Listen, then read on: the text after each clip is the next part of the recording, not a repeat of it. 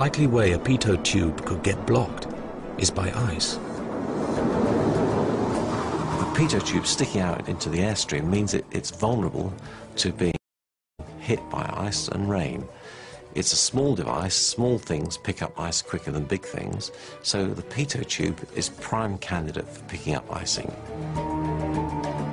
For this reason, the pitot tubes have a powerful heating element,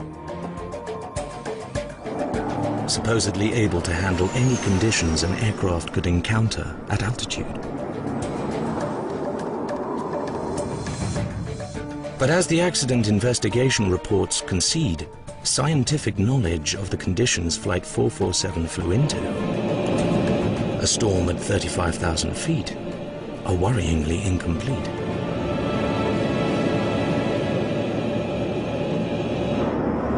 Did Flight 447's pitot tubes meet a situation they were not designed to handle?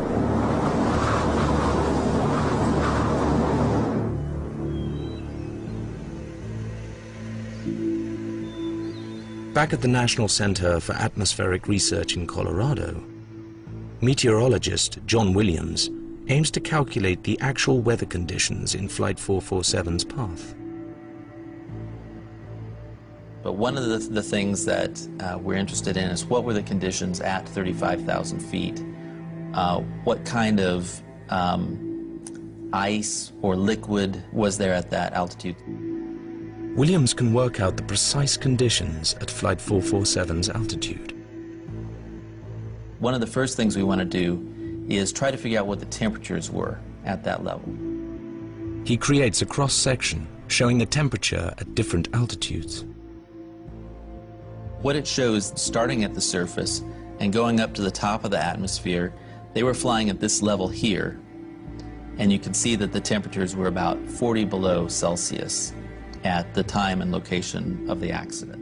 Minus 40 Celsius may seem extremely cold, but in fact it's much warmer than is usual at 35,000 feet. And, Williams thinks, just right for a highly unusual phenomenon. What we found out from this analysis is that it's possible that there was supercooled liquid water at the altitude of the aircraft. Supercooled water is a strange quirk of physics. In 32 years' experience, Tony Cable has never seen it up close.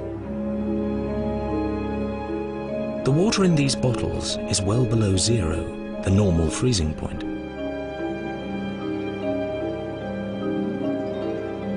But it's still liquid. Ice crystals can only grow around tiny particles, and this water is extremely pure. But if Cable inserts a metal tube, Hey! instant solid ice. That is incredible. The fact that air is really clean over the oceans suggests that if there's supercooled liquid water in the atmosphere and an aircraft flies through that, those little droplets are ready to freeze as soon as they hit a surface. When hit by supercooled water, a pitot tube could freeze in seconds. It is possible that the aircraft encountered conditions which are more severe than those to which it had been designed. The pitot heads may not have been sufficient to cope with these severe conditions. The official reports agree that more research is required into supercooled water at a high altitude.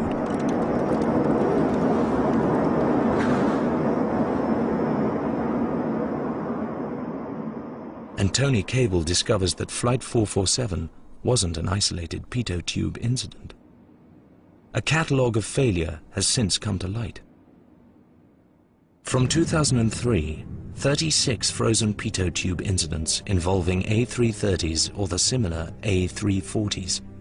And in 2009, they were coming thick and fast. It was in the order of one a week for getting on for 2 months in the period leading up to the 1st of June. All the failed pitot tubes met existing safety standards. But in late 2007, Airbus recommended a refit of all A330s with uprated pitot.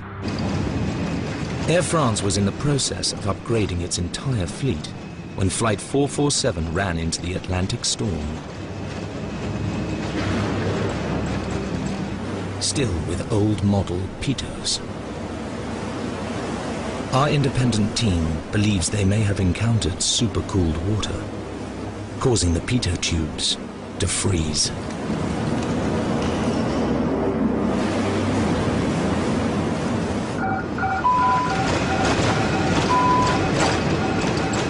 With no airspeed data, Flight 447's automatic systems collapse. One by one by one. In total darkness and heavy turbulence, the crew are forced to retake manual control. Pilots are the last line of defense. So when things go very wrong, the last line of defense is the aviator.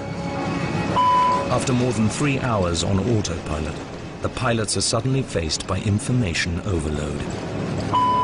That crew faced an almost unheard of series of failures, one right behind the other. And for them to sort through it would have been very difficult that night. Why is the airplane doing what it's doing? What are all these failures? Why are they all coming at one time? Bombarded by faults, the pilot must cope with the most serious problem of all. He must maintain speed, or they will go out of control.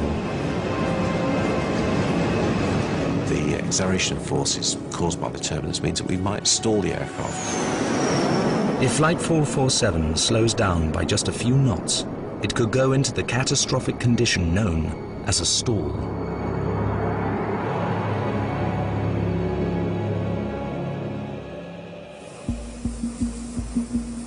Back in the wind tunnel, Tony Cable demonstrates how an aircraft's wing can cease to function.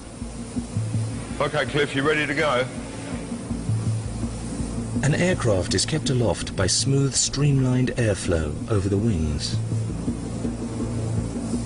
If the aircraft slows down, the angle of the wing must be increased to maintain lift.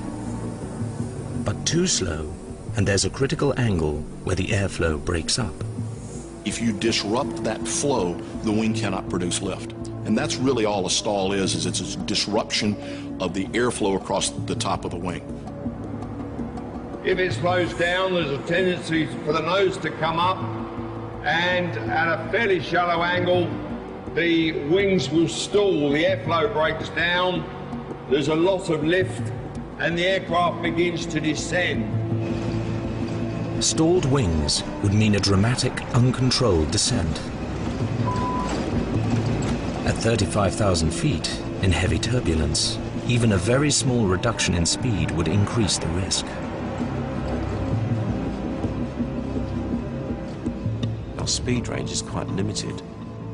Typically it could be 10 knots either side of the cruise speed. The pilots must somehow avoid slowing down by even 10 knots. The only trouble is, with their pitot probes frozen, they have no way of knowing how fast they're going. The ability for the crew to recognize if they were at the proper speed is going to be a much more complex problem now. A complex problem, but can it be solved?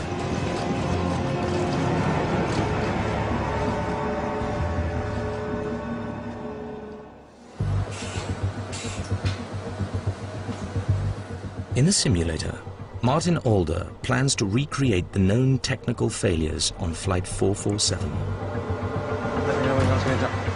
Two experienced pilot instructors will attempt to maintain speed and avoid the stall using standard operating procedure.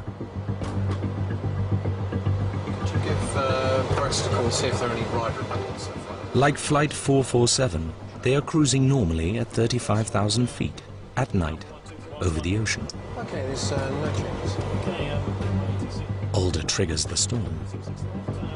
I like the look of that one, so now activating.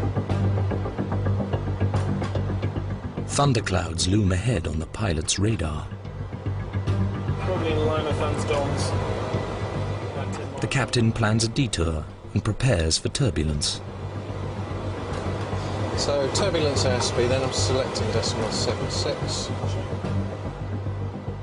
As was likely on Flight 447, the pilot selects a slightly lower speed to reduce stresses on the aircraft. Auto thrust automatically reduces engine power. Hi, ladies and gentlemen, the captain speaking. We are just approaching an area where there are a few rain showers around. We've put the seatbelt sign on for approximately 10 minutes or so.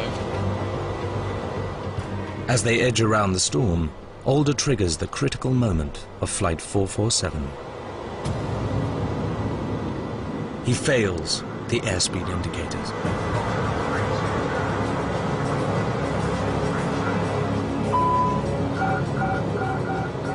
Okay, we have a nav 80 ADR1 fault, and we have unreliable airspeed. The automatic systems shut down. We're flying no autopilot or auto thrust. Okay, autopilot's on. Control. You have control. If their airspeed drops by as little as 10 knots, they could stall and fall out of the sky. But the captain relies on established standard procedure. He pushes the throttle levers to set thrust at exactly 85%. I'm selecting, I've got 85% set. Then he raises the elevators to pitch the nose up at precisely 5 degrees. With 85% power and 5 degrees pitch up, they should always settle at the same safe speed.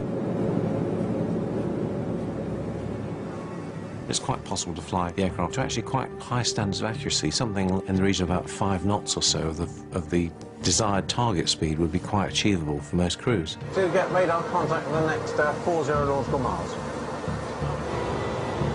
Pitch and power is the pilot's lifeline. They ignore any fault messages until they're safely in control. Got 5 degrees on the standby, 4 degrees on the other. Flying the aeroplane is the prime objective. No matter how attractive the messages might be to anything on the flight deck, you both concentrate on ensuring that the person who should be flying the aeroplane is flying it and flying it in the manner which is safe. Okay, so we've got what I think is basic control of the attitude. We're bumping a little bit with the weather, but generally that's safe. Maintaining pitch and power will get them to the nearest airport. Well, we had a... The storm has passed. The emergency is over. That's it. It's finished. Martin Alder's simulation shows that speed can be maintained even if all 3 pitot probes fail.